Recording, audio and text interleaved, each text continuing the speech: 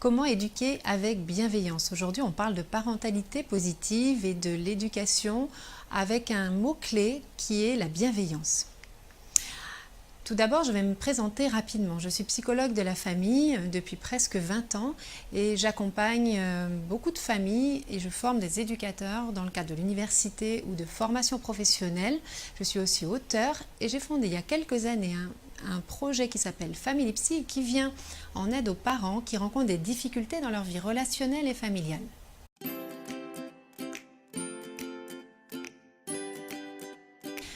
Nous allons prendre aujourd'hui la question de la bienveillance et essayer de comprendre ce qu'elle veut dire et pourquoi c'est devenu une évidence. Alors tout d'abord parce qu'elle est basée sur plusieurs choses que l'on va passer en revue pour comprendre qu'elle a son importance aujourd'hui. Tout d'abord, elle prend en compte l'intérêt de l'enfant, dont on parlera juste après. Ensuite, parce qu'elle prend en compte et elle utilise des méthodes qui sont respectueuses du développement de l'enfant. Elle va aussi être tournée vers une optique positive et optimiste qui va ouvrir un avenir pour l'enfant. Pour terminer, elle est basée sur un postulat qu'il vaut mieux être un bon parent qu'un parent parfait. Et puis parce que les liens parents-enfants sont mis au cœur de l'éducation bienveillante et notamment pour renforcer la qualité des liens parents-enfants. Avant d'aller plus loin, saviez-vous que les enfants ont besoin de liens affectifs et de relations solides, affectivement satisfaisantes et sécurisantes pour se développer harmonieusement? Premièrement, l'intérêt de l'enfant. Alors, qu'est-ce que c'est? C'est tout d'abord un droit qui est inscrit dans la Convention internationale des droits de l'enfant et qui stipule que l'intérêt supérieur de l'enfant est à considérer de façon primordiale pour toute décision le concernant. C'est aussi plus concrètement la prise en compte de ce qui est bon, de ce qui est préférable pour l'enfant dans toutes les décisions qui le concernent. Par exemple, les choix du quotidien, le choix de loisirs, d'une école ou de toute autre décision éducative, ou parfois des grandes décisions familiales, par exemple dans la question de la séparation des parents et la réorganisation de la vie familiale après la séparation, ou encore le faire participer dans différents espaces et d'occasions de s'exprimer, le faire participer en fonction de son âge aux décisions de la famille. L'intérêt de l'enfant, c'est aussi respecter son rythme. Alors bien sûr son rythme de sommeil, mais aussi son rythme de travail. Les enfants n'ont pas le même rythme ni de croissance et ne parviennent pas à l'autonomie à la même vitesse. C'est aussi respecter ses besoins fondamentaux et secondaires et en tenir compte dans l'éducation. C'est aussi tenir compte de sa personnalité et de sa différence. Par exemple, par rapport aux frères et aux sœurs, quand on a plusieurs enfants, on se rend très vite compte que chaque enfant a sa propre personnalité et sa propre identité. Et justement, on respecte aussi les particularités, même quand il s'agit de fragilité ou parfois de handicap, qui font partie aussi de la caractéristique et de l'identité de l'enfant. Deuxième point, les méthodes respectueuses de l'enfant. Concrètement, ce sont des méthodes qui renoncent à avoir recours aux violences, qu'elles soient physiques, verbales ou psychologiques.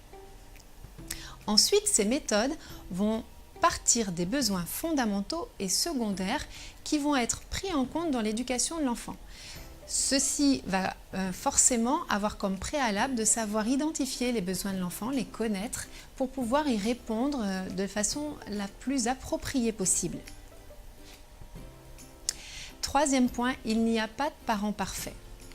Alors, est-ce que l'on doit se lamenter de ne pas être un parent parfait? Alors, je vais vous donner quelques raisons qui font qu'au contraire, c'est plutôt une bonne nouvelle. Tout d'abord parce que devenir parfait, ça pourrait engendrer des frustrations, ou en tout cas vouloir devenir un parent parfait, ça va engendrer des frustrations, des déceptions et du stress parce que nous n'atteignons jamais la perfection que nous souhaitons atteindre.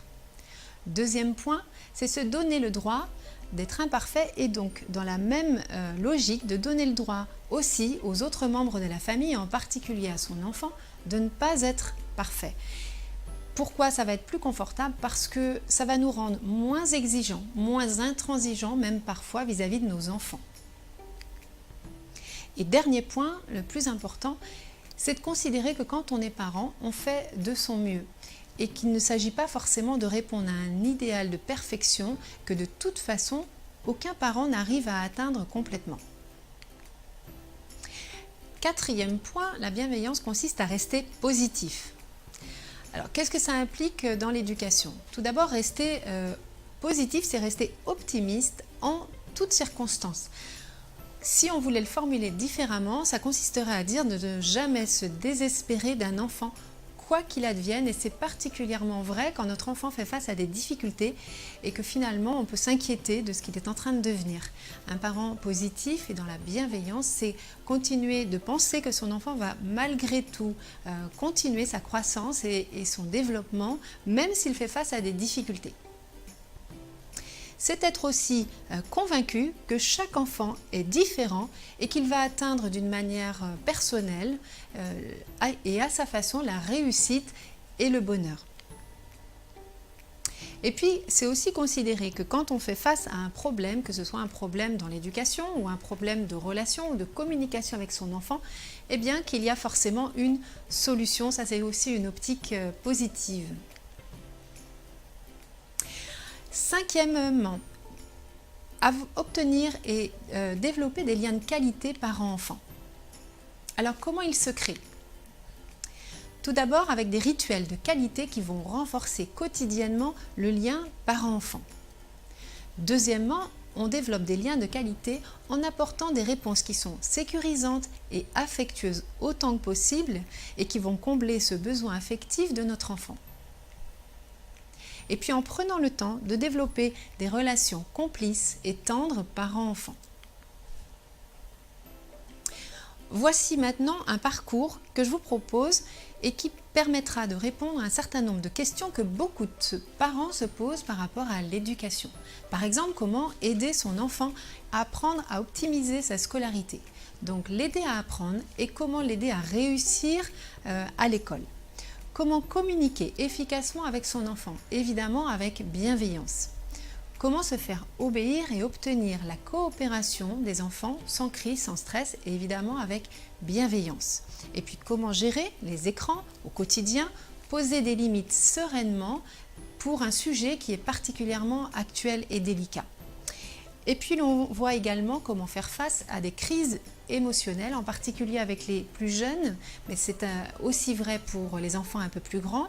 Comment développer des relations sereines et complices et comment enfin aider son enfant à s'épanouir et à avoir confiance en lui. Voici un parcours parentalité positive que j'ai développé pour répondre à toutes ces questions et explorer toutes les dimensions essentielles de la vie avec un enfant.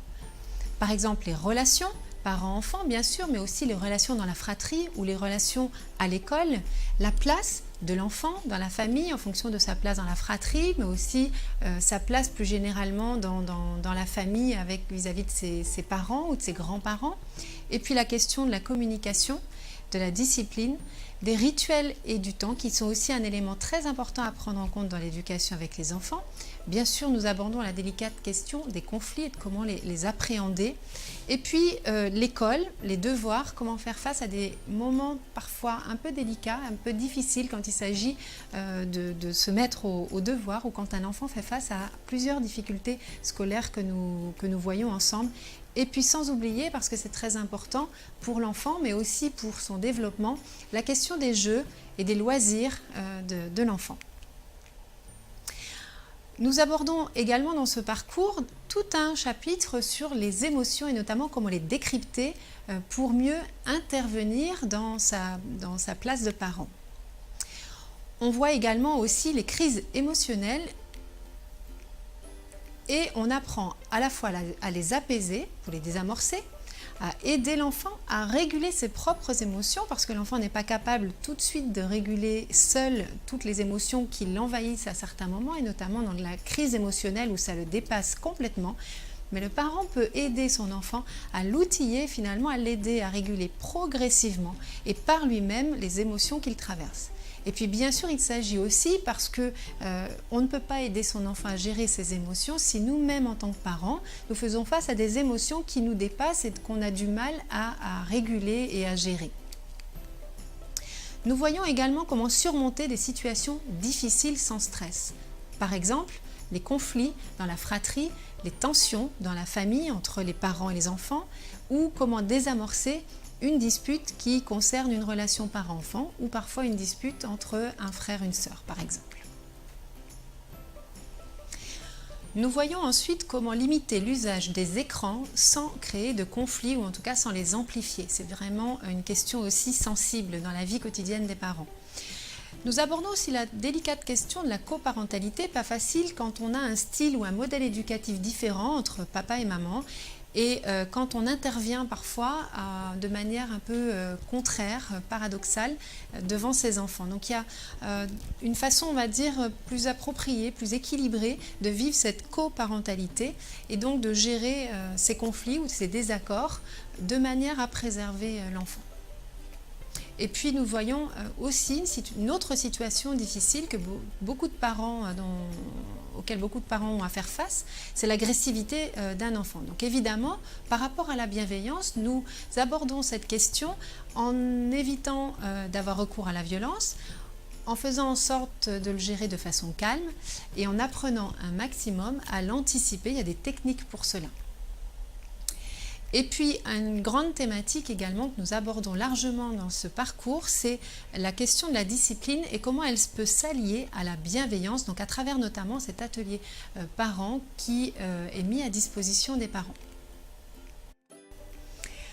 Et pour finir, nous voyons aussi plusieurs choses. Tout d'abord, la question de la propreté avec les enfants qui, notamment les plus jeunes bien sûr, comment les aider à accéder à cette propreté. Et puis la question du sommeil, notamment pour les enfants qui ont du mal à s'endormir ou qui redoutent le moment du passage au sommeil.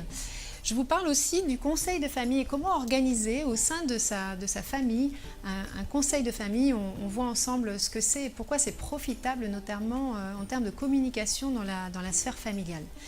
Et puis on voit également la question du style éducatif. Vous verrez que tous les modèles éducatifs et les styles éducatifs n'ont pas les mêmes effets, impacts sur l'enfant. Donc nous essayons d'aborder et de voir comment faire évoluer son modèle parental vers un style éducatif que j'appellerais équilibré. Et puis on aborde aussi la question de l'autonomie, de la confiance en soi de l'enfant et du jeu comme un véritable outil et moyen de développement de l'enfant.